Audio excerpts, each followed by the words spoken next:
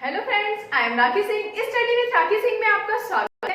जैसा कि हमने पढ़े हुए हैं, हिंदी व्याकरण के हमने कई टॉपिक पढ़ लिए हैं और हिंदी व्याकरण के आगे भी हमें कई टॉपिक पढ़ने हैं। यानी कि हिंदी व्याकरण का आज हम ऐसा टॉपिक स्टार्ट करने वाले हैं जो लगभग हिंदी से संबंधित सभी एग्जाम्स में आता है। जैसे आपके टेट के कोई भी एग्जाम्स हो या फिर हम यूं कहेंगे टीचिंग लाइन के कोई भी एग्जाम्स होते हैं, उनमें ये टॉपिक जरूर आता है। यानी कि आपका वर्ग 1 हो, 2 हो या 3 हो, या फिर आपके यूपी टेट, सुपर टेट, जो भी आपके टेट के एग्जाम्स होते हैं उन सभी में ये टॉपिक आता है। और साथ ही में आपका यूपीएसआई है, एमपीएसआई है, इन सभी में भी ये टॉपिक काफी इंपॉर्टेंट रहता है। इस तरीके से आज हम इस टॉपिक को काफी अच्छे से कंप्लीट करेंगे, जिससे कोई भी एग्जाम हो, कहीं से भी क्वेश्चन आए तो हमारा क्वेश्चन छूटना नहीं चाहिए। टॉपिक का नाम है समास। समास जैसा कि आपने कई बार पढ़ा होगा और समास में क्वेश्चन भी किस तरीके से पूछे जाते हैं ये भी आपने पढ़े होंगे। समास में क्वेश्चन 2 से 3 तरीके से पूछे जाते हैं। एक पूछा जाता है कोई भी शब्द दिया रहता है, इसमें कौन सा समास है, या फिर उस शब्द का समास विग्रह करना होता है। समास विग्रह बहुत कम पूछा जाता है, सबसे ज्यादा शब्द में समास पूछा जाता है कि कोई भी शब्द आपका लिखा है, जैसे उदाहरण ले लेते हैं, राजगृह लिखा हुआ है, यथाशक्ति लिखा हुआ है, इनका समास विग्रह बहुत कम पूछा जाता है, सबसे ज्यादा इनके समास का नाम पूछा जाता है। आज हम पढ़ते हैं समास के बारे में। जैसा कि शब्द है समास। अब समास का अर्थ क्या होता है? समास यानी कि संक्षिप्त रूप। किसी भी चीज का यदि हम समास करते हैं तो उसे हम छोटे रूप में लिखते हैं। यानी कि समास का अर्थ होता है आपका संक्षेप या फिर हम यूं कहें सम्मिलन, यानी कि उन शब्दों को मिलाकर लिख दिया जाता है। इसलिए समास का अर्थ संक्षेप होता है और अर्थ भी कई बार एग्जाम्स में पूछा गया है। किसी भी शब्द का हमें अर्थ जरूर समझना होता है और साथ ही उसका विलोम समझना होता है। अब हम देखते हैं समास का विलोम क्या होता है। यदि संक्षेप हो रहा है तो उसका विलोम क्या होगा? विस्तार का, यानी कि समास का यदि हम विलोम कहें तो उसका विलोम व्यास होता है। व्यास होता है, इसका अर्थ हम विस्तार या विग्रह कुछ भी ले सकते हैं, पर इसका विलोम आपको याद रखना है, समास का विलोम व्यास होता है। अब समास के अंतर्गत कुछ और भी शब्द आते हैं। जैसे कि हम समास पढ़ते हैं तो उसमें हमारा पूर्व पद आता है, उत्तर पद आता है, सामासिक पद या समस्त पद आता है और समास विग्रह आता है। ये शब्द क्या होते हैं, पहले हम इन्हें समझ लेते हैं, उसके बाद हम समास के भेदों को पढ़ेंगे। जैसे कि हमारा पहला शब्द होता है समस्त पद, या फिर हम इसे कह सकते हैं सामासिक पद।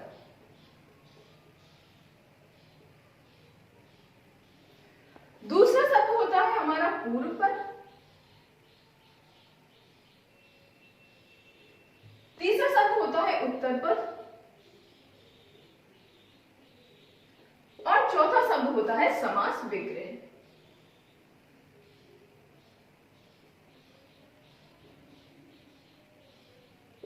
ये शब्द क्या होते हैं? हम पहले इन शब्दों को समझते हैं, उसके बाद हम समास पर आते हैं। जैसे कि समस्त पद या सामासिक पद, जो भी हमें समास दिया होगा या फिर हम जिन शब्दों का समास बनाते हैं। जैसे हम एक उदाहरण लेते हैं, उदाहरण में हमारा है राजगृह और इसका विग्रह क्या हुआ? राजा का गृह। यदि राजगृह है तो ये हमारा समस्त पद होता है। समस्त पद का मतलब होता है समास विधि से बना पद। जैसे हमारा था राजा का गृह, या फिर राजपुत्र ले लेते हैं, राजा का पुत्र। इसे हम क्या कहेंगे समास के अर्थों में? राजपुत्र। हम राजपुत्र जो कहते हैं वो हमारा सामासिक पद या समस्त पद होता है। इसलिए हम इसे कह सकते हैं, इसका अर्थ समास विधि से बना शब्द होता है।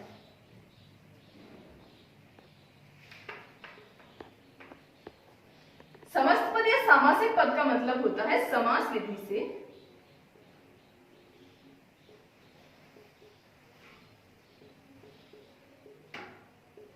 बना शब्द। समास विधि से बना शब्द हमारा समस्त पद होता है। अब समस्त पद हमारा क्या था अभी? राजपुत्र, यानी कि राजा का पुत्र। अब हमारा इसमें एक पद होता है राजा, एक पद है हमारा पुत्र। अब इसमें जो पहला पद होता है उसे हम पूर्व पद कहते हैं, यानी कि पूर्व पद को हम पहला पद कहते हैं यानी कि ये राजा जो है वो हमारा पूर्व पद हो गया। अब आता है उत्तर पद। उत्तर पद को हम दूसरा पद कहते हैं, यानी कि जो पुत्र है, या फिर हम यूं कहें कि दूसरा पद, दूसरा पद हमारा उत्तर पद हो गया। समास में दो या दो से अधिक पद होते हैं, या फिर हम इस तरीके से कहते हैं कि पहले पद को पूर्व पद और अंतिम पद को उत्तर पद कहते हैं, क्योंकि बीच में कई बार आपके कारक आ जाते हैं। जैसे हम कहें राजा का पुत्र, तो का अर्थ तो ये कारक है, ये आपका कोई पद के अंतर्गत नहीं आएगा, इसलिए पहला पद आपका पूर्व पद और दूसरा अंतिम पद आपका उत्तर पद हो जाता है। अब आता है समास विग्रह। क्या होता है? समास का विस्तारित रूप, यानी कि समास का फैलाकर लिखना, उसे हम समास विग्रह कहते हैं। जैसे कि राजपुत्र, इसे यदि हम लिखते हैं राजा का पुत्र, जो राजा का पुत्र लिखा राजपुत्र का, तो ये समास को हमने फैला के या उसके विस्तारित रूप में लिखा। जब हम इसे विस्तारित रूप में लिखते हैं तो इसे हम समास विग्रह कहते हैं, यानी कि समस्त पद का विग्रह।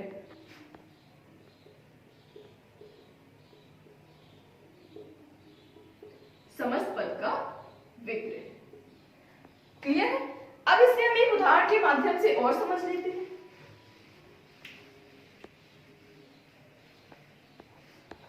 जैसा कि हमारे एक समास दिया गया है,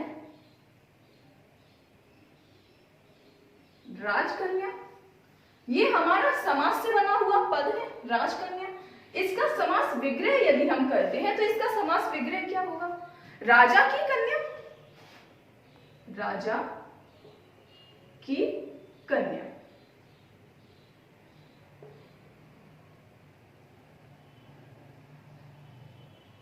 राजा की कन्या। अब इस समास में ये हमारा समास विधि से बना शब्द है, इसलिए इसे हम समस्त पद कहेंगे या सामासिक पद कहते हैं। ये हमारा समास का विग्रह है, तो इसलिए इसे हम क्या कहेंगे? समास विग्रह का पद। इसमें हमारा यह पूर्व पद है, इस प्रथम पद है, इसलिए हम इसे पूर्व पद कहते हैं। यह हमारा अंतिम या दूसरा पद है, इसलिए हम इसे उत्तर पद कहते हैं। क्लियर है? अब हम देखते हैं समास के भेदों के बारे में।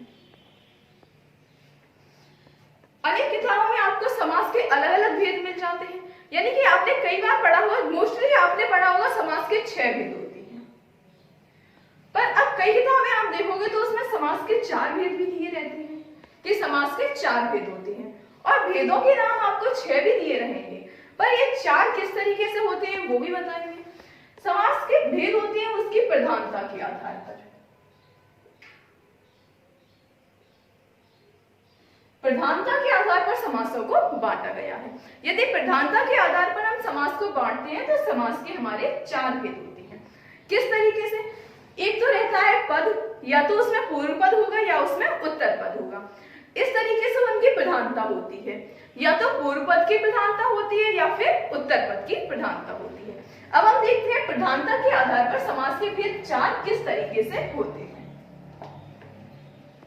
जैसे कि हमारे 2 पद होते हैं, हमने पढ़ा है, एक पूर्व पद एक उत्तर पद। अब हमने ये सभी समास पढ़े हुए हैं कि समास के हमारे 6 भेद होते हैं, जो हम स्टार्टिंग से पढ़ते हैं। आपने 9, 10 में, 11, 12 में समास के 6 भेद ही पढ़े होंगे।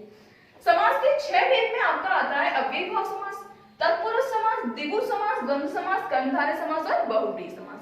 ये आपके 6 समास होते हैं। अब इस समास में पद की प्रधानता हम किस तरीके से पढ़ते हैं ये देखते हैं। पहला है जैसे कि हमारा अव्ययीभाव समास। अव्ययीभाव समास का मतलब क्या होता है, या फिर इसमें किस पद की प्रधानता होती है, आपने पढ़ा होगा काफी अच्छे से। अव्ययीभाव समास वह समास होता है जिसमें उपसर्ग जाति का अव्यय होता है।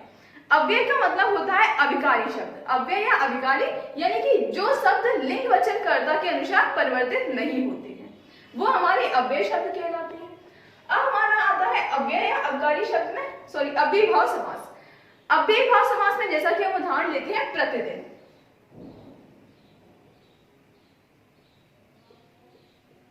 प्रतिदिन, यदि आप प्रतिदिन शब्द देखते हो तो इसमें किस शब्द की प्रधानता है, बताइए किस शब्द की प्रधानता है इसमें। इसी तरीके से आप देखते हो राजपुत्र, या फिर हम इसका दूसरा उदाहरण ले सकते हैं राजकुमार।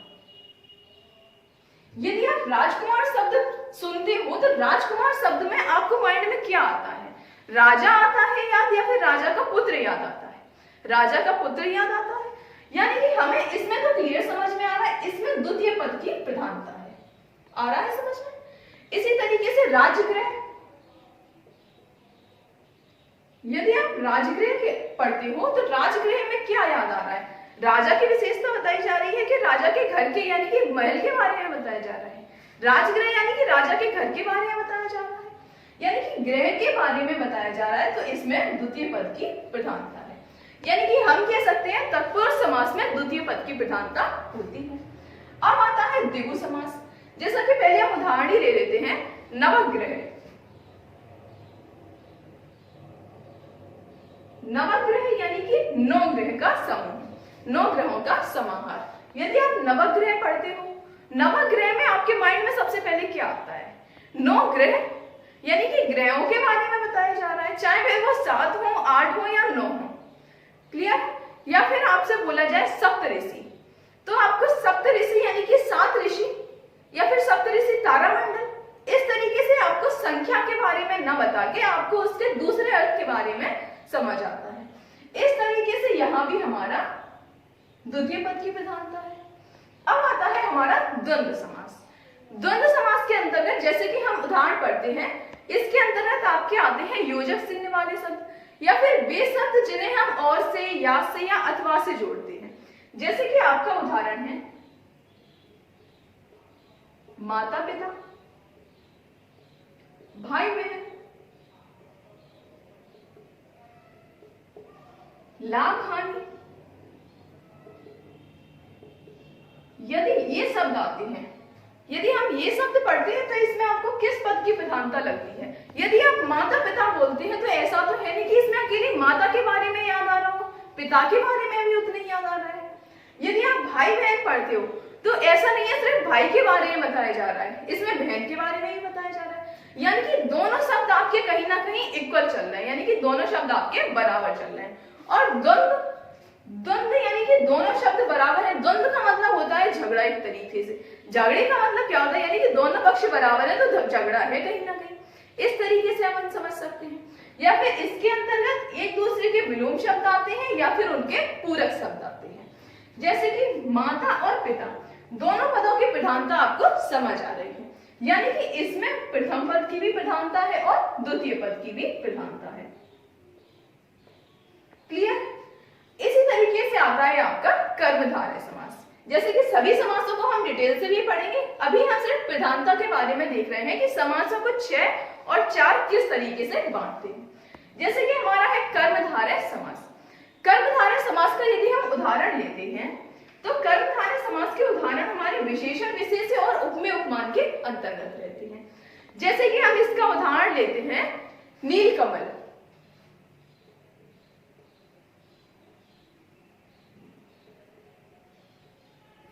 नीलकमल, या फिर हम इसका उदाहरण ले लेते हैं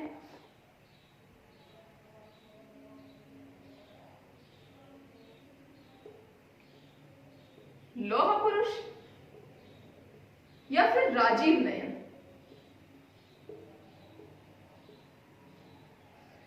अब पहले तो इनके अर्थ बताते हैं। नीलकमल का मतलब होता है नीला है जो कमल, अर्थात जो कमल आपका नीला है उसे हम नीलकमल कहते हैं। अर्थात इसका अर्थ होता है नीला है जो कमल, यानी कि विशेषता किसकी बताई जा रही है? कमल की बताई जा रही है। या फिर हम कहें यदि आपसे बोला जाए नीलकमल तो आप क्या समझेंगे कि कमल की विशेषता बताई जा रही है जो कि नीला है, यानी कि इसमें द्वितीय पद की प्रधानता है। या फिर हम कहें लौह पुरुष, लौह पुरुष में किसकी विशेषता बताई जा रही है? लौह के समान पुरुष, यानी कि विशेषता तो पुरुष की बताई जा रही है, इसलिए यहाँ द्वितीय पद यानी कि उत्तर पद की प्रधानता होती है। अब हम देखते हैं राजीव नयन। राजीव का मतलब होता है कमल, कमल का पर्यायवाची है राजीव, यानी कि कमल के समान नयन। यदि कमल के समान नयन है तो इसमें किसके बारे में बताया जा रहा है? यदि आपसे एक शब्द बोला जाए उसके नयन कमल के समान है तो इसमें किसका अर्थ विशेष है, यानी किसकी विशेषता अधिक बताई जा रही है? इसमें आंखों की विशेषता बताई जा रही है, यानी कि यदि आंखों की विशेषता बताई जा रही है तो इसमें द्वितीय पद की प्रधानता है। इस तरीके से कर्मधारय समास के अंतर्गत हमारी द्वितीय पद की प्रधानता होती है। अब आता है हमारा बहुब्रीहि समास। बहुब्रीहि समास के उदाहरण जैसे कि आपने कई बार सुने होंगे, दशानन सबसे इंपॉर्टेंट उदाहरण है, दशानन। अब दशानन को हम देखते हैं, एक तो इसमें दस दिया है, एक इसमें आनंद दिया है। अब यदि आप दशानन पढ़ते हो तो इसमें आपके माइंड में सबसे पहले क्या बैठता है? रावण के बारे में ध्यान आता है या फिर 10 के बारे में आता है कि 10 कोई संख्या है, या फिर आनंद के बारे में याद आता है? बताइए। यदि आप दशानन सुनते हो सबसे पहले आपके माइंड में रावण का ध्यान आता है। क्लियर है? यानी कि इसमें ना तो प्रथम पद की प्रधानता है, ना ही द्वितीय पद यानी कि उत्तर पद की प्रधानता है, यानी कि इसमें कोई तीसरा अर्थ निकलता है। इस तरीके से हम कह सकते हैं यहाँ ना तो प्रथम पद की प्रधानता है, ना ही उत्तर पद की प्रधानता है। क्लियर है? यानी हमारा रह गया था अभी अव्ययभाव समास। अव्ययभाव समास का जैसा कि हम उदाहरण लेते हैं आजीवन,